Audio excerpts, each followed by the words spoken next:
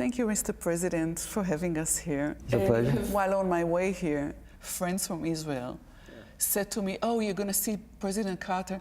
Do ask him how to make peace. How do you make peace? Well, it depends. First of all, you have to choose with whom you're going to make peace.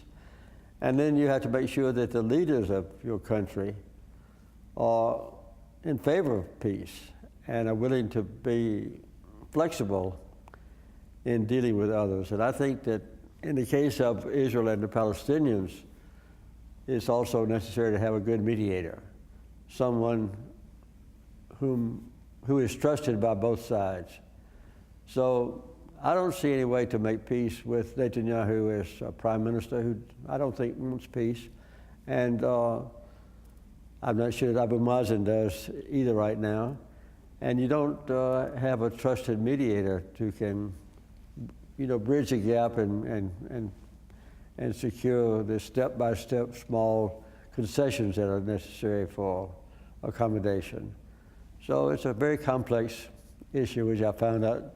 Mr. President, the other day we heard through Fox News that the deal of the century that President Trump is working on, or his team is working on, is about to come out. Do you have any clues on what's in it?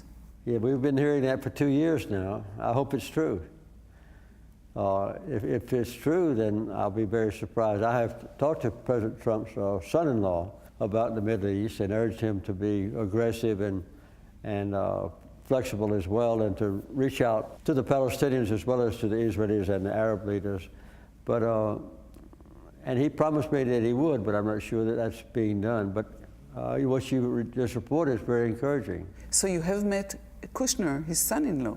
When was that? That was in January. So you don't have any clues as to what this deal... No, I haven't talked to him since then. I'm still deeply interested, but not directly involved, of course. In fact, as we are discussing the current situation before we go back to Camp David, I would ask, being a true friend of Israel, as we consider you to have been as a president, I was. And taking us to Camp David, yes, and forcing us into a deal. Nowadays, with President Trump's supposedly total support of Israel and moving the American embassy to Jerusalem, is that the step of a true friend of Israel? I think if he uses that reputation, at least, as a good friend of Israel, is very valuable to the Israelis, and I think it is, then that would give him a great deal of influence, not control, of course, over Israeli policies. I think if President Trump could induce Prime Minister Netanyahu to make some positive statements about Palestinian rights, or maybe having a temporary freeze on settlements, do something of a major benefit to the Palestinians, it would show that the United States and Israel are both eager to have peace. But I don't see any flexibility so far. I'm not on the inside, I don't know what's going on, but I don't see any flexibility on the side of Israel or the United States. I think that the two-state solution is the best solution, although for a long time, many of the Palestinians have been in favor of a one-state solution as well, provided the Palestinians get full citizenship rights, which I don't see as a possibility with Prime Minister Netanyahu as the leader of Israel. Would you say that moving the American embassy to Jerusalem contributes to the process?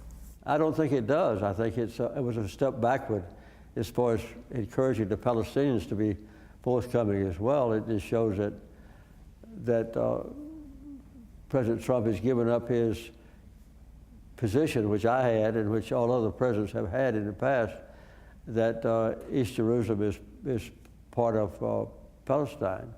I don't think there's any flexibility there. I think it was a step backward as far as inducing the Palestinians to cooperate. Speaking of Camp David, there are people who'd argue that the Palestinian issue, the Palestinian interest, was left aside, that they were neglected, in fact? No, that's not true. I think that President Sadat and I, and I believe that Prime Minister Begin as well, all agreed that full Palestinian rights, based on United Nations Resolution 242, would prevail. And after we left Camp David, Prime Minister Begin claimed that he only intended to have a settlement freeze and so forth for 3 months, whereas I understood, and President Sadat understood, and all of our negotiators understood at that time, that it was until we have a complete agreement. So that was a very serious misunderstanding. I think that that was not pursued aggressively, because I went out of office very shortly after that, as you know. And President Reagan was not very interested in the Middle East at that time. So we had a dual agreement at Camp David, that is, the peace between Israel and Egypt, which has been permanent and unchallenged and never violated.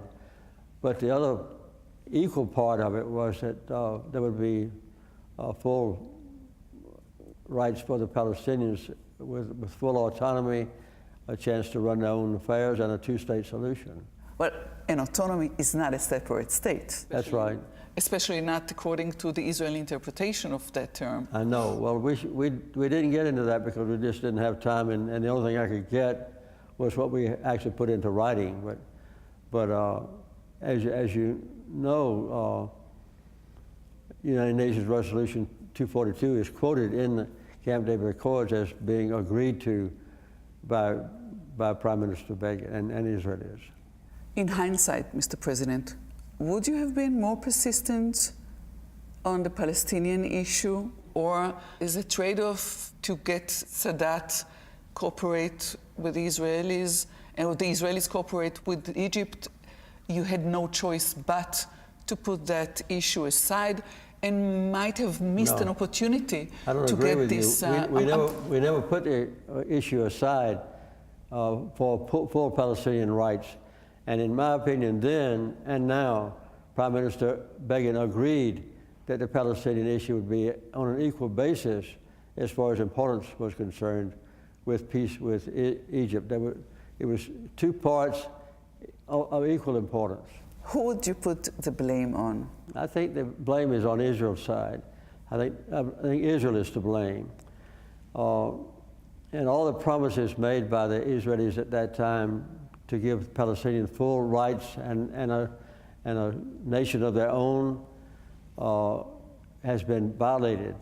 And I think Prime Minister Netanyahu has never intended, in my opinion, to have the Palestinians control the West Bank or East Jerusalem.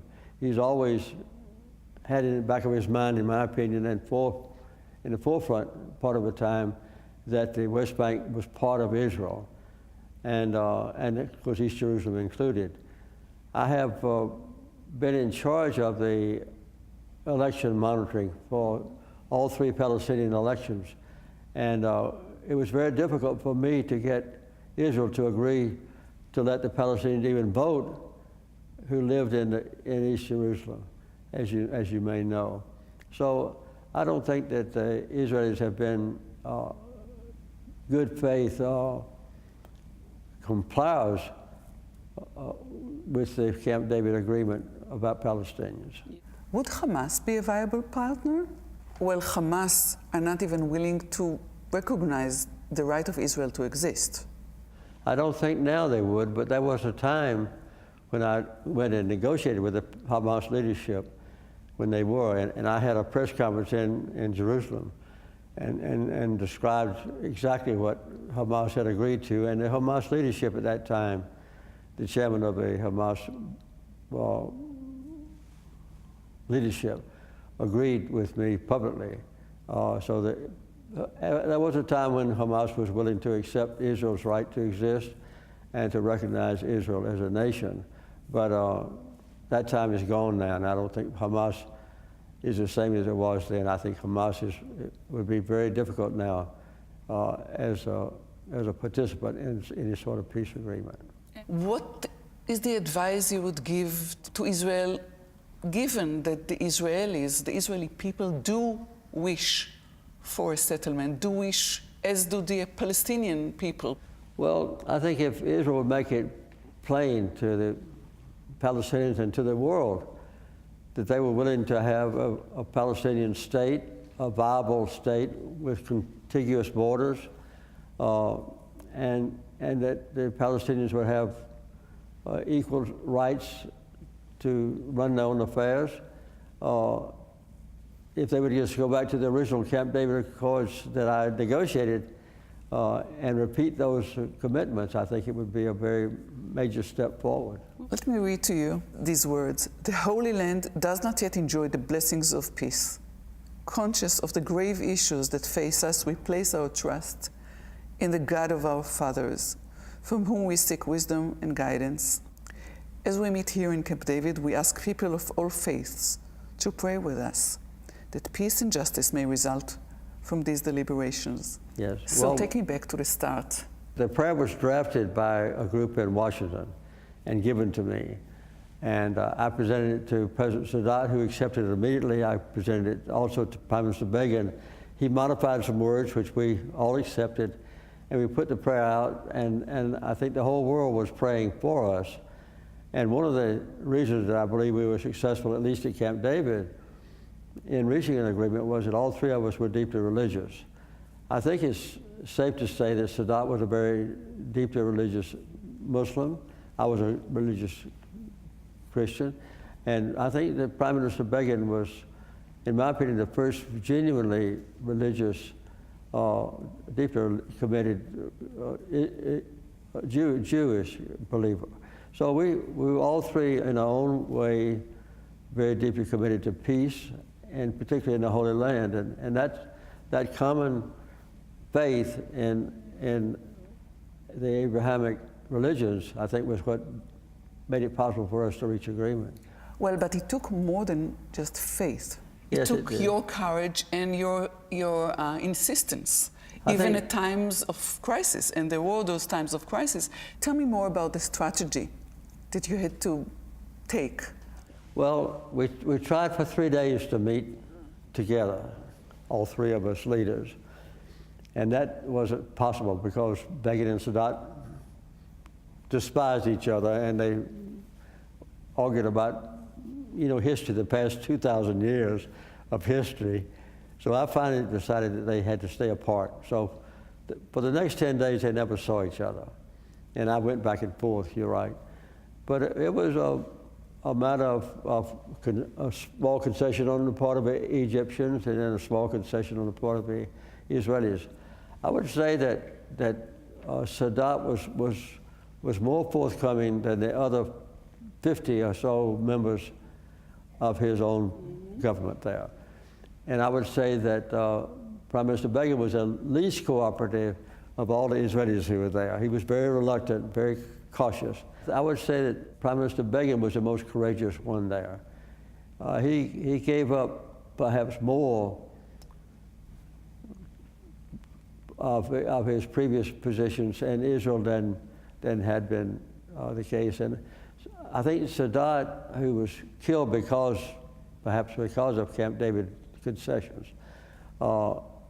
was next most courageous. Begin first, Sadat second. I didn't give up anything. I was, the things that we worked out at Camp David made me more popular than less popular in my country. But I think that both Begin and Sadat gave up a lot in reaching an agreement. They were the ones that showed courage, not particularly me. I read somewhere that you were not a politician in the sense that you were not seeking any political benefit out of this move. That's true, I wasn't. I had been to Israel in 1973 as governor. I was a guest of Mr. Rabin and Golda Meir. So I was very deeply committed long before I was president, to try to do something about the conflict in the Holy Land, as I called it. And I then and now, I taught the Bible lessons, regularly in my local church. I knew the history and geography of the Holy Land fairly well.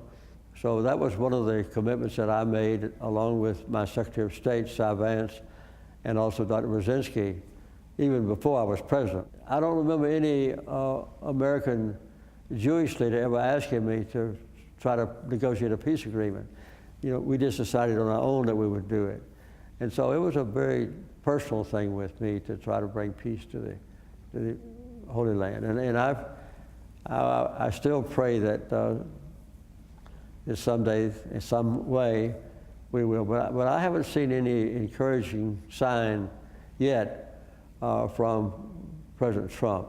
And I hope that you're right in your possible belief that they'll soon come up with a proposal that might be accepted by both sides.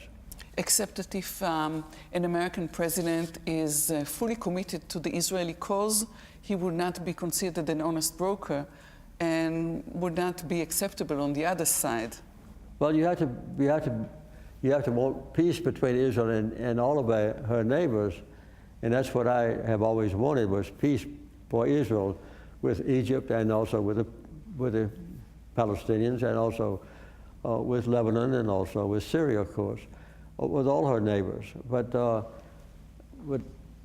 And you can't just be committed to one side and hope to get the other side to agree. You have to be flexible and be willing to look at both sides at the same time, which I did. Well, the Middle East has changed dramatically in the last decade or so. Yeah, I think it's deteriorated, yes, I do. How do you account for that? You bringing peace to different parts of the world, being a messenger of peace, bearing peace, fighting disease, raising hope, this is what you do. But the Middle East does not seem to agree with the rest of the world. I know. Well, it's just a shame and that we can't do it. I think my most important contribution was perhaps not in the Middle East area between Israel and Egypt, but my most important contribution, good or bad, was normalizing relations with China, because we had been at odds with China for 35 years, and we finally worked out an equal agreement with China. So that may be more significant in history in the long term than the agreement between Israel and Egypt. Of course, for us as Israelis, we are so thankful for your commitment to normalizing the relations between Israel and Egypt. But even this would be considered a cold peace, you know. Some of the expectations had vanished or crushed on the rock of reality. That's true. Well, you know, I have always felt that if I had been reelected president, that I could have used my influence to implement both parts of the Camp David Accords. But I went out of office, and I tried to use my influence then, but President Reagan didn't have any interest in peace in the Middle East to follow up. Would you have done anything different in Camp David or in that process? Well, if we had had a few more days at Camp David, we might have clarified how long Prime Minister Begin was going to refrain from building settlements on Palestinian land. But in the 13 days that we had available, I think we did the best we could. We were just, Americans say, by the skin of our teeth. We just had barely get an agreement, as you know, concerning Yamit, the settlement, the Israeli settlement, and also the very controversial and delicate issue of Jerusalem. Those were the two major issues at the end. And we were able to get both of those with the help primarily of Barak on the Israeli side, Aaron Barak. I read in Stu Eisenstadt's book that at a point everything was crashing. Yes. And you know the names of all the grandchildren of Menachem Begin. I believe it was towards the end, at the 20th draft or so. Begin had had given up and was very angry with me. And he asked me for photographs of me and Begin and Sadat together, and wanted me to autograph the photographs. So I agreed to do it, and my secretary was named Susan Clow, and she called Israel and got the names of his eight grandchildren. And so I put with love and best wishes to, and I put every name, and I signed my name. And I took them over to his cabin, and he was very stiff and unfriendly. And he got the photographs, and he turned around and he started reading them, and he read it out loud, and he got to the name of his grandchild, and he had tears running down his cheeks, and I did too. And so he said eventually, Mr. President, why don't we try one more time? And so he said, I'll let Harun Barak meet with you and see if we can't work something out. So we took advantage of his willingness to continue, and that was on the last day, as a matter of fact. And we had already called the helicopters to go back to Washington and to report failure. And we went back to Washington and reported what we thought then was success. So actually it's all about the future of our children, of our grandchildren. When we talked about peace, what Begin had in mind was that the peace would apply not only to him and his children, but also to his grandchildren. But that peace would be permanent after 2,000 years of animosity and war. He has always believed and still believes that peace is possible between and among all peoples. He is a man who sees solutions embedded in the deepest of problems. And because of this, he has substantially enlarged the peace of the world. This is you, President Carter. Oh, well, I'm not sure about that, giving me all the credit, because, as I said, I had a deep commitment to peace, and I was lucky enough at Camp David to have two courageous and wise and flexible men with me. And I would say, again, that Sadat was very courageous, gave his life to an assassin, as you know. And Prime Minister Begin was the most courageous of all, because he made the most difficult concessions at Camp David to reach an ultimate agreement. So it was a very gratifying experience for me. And when we came home from Camp David, I think all three of us believed that we had reached an agreement for peace that would be a lasting peace. And with, I think that even Begin at that time saw that there would be a free and viable Palestine adjacent to a free and viable Israel, living in peace with each other with mutual recognition. And that was what we had hoped for. And we also saw an end to the wars that had been so prevalent for 25 years between Israel and Egypt with a peace agreement. Are you disappointed? Yes, I've been very disappointed. I really have. But you do have hope. I still have hope. And I still pray that someday the Israelis and the Palestinians will find common ground and agree on something that's mutually acceptable. Amen. Amen. So how, Mr. President, you would like to be remembered by the Israeli people? I would say I would like for the Israelis to know that my number one goal in life in international affairs would be for Israel to be able to live at peace with all her neighbors. And I still hope that. Thank you so much, Mr. President. Well, thank you very much. Yes, you did.